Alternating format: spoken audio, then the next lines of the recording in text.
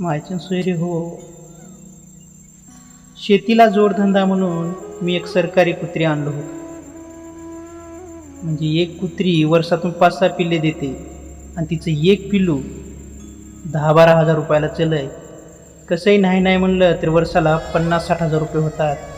म्हणून एक कुत्री आणलं. तिची रोज निगा केली. सकाळ उठणं, तिला खायला देणं, फिरायला नेणं, आंघोळ टाकणं सगळं रोज करत गेलो. पण एका दिवशी आमच्या घरचे सगळे शेताकडे आले.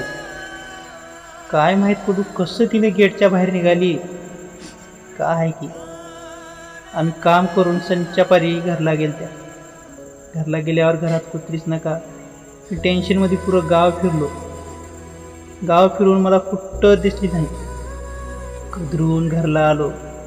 घरी येऊन बघालो तर काय घराच्या मागे सांदाडीत तिचं गावातल्या आवारे कुत्र्याचे हँडगुळ अडकलं. आता तिच्या पिल्ल्याला 2 रुपयाला सुद्धा कोणी विचारलं.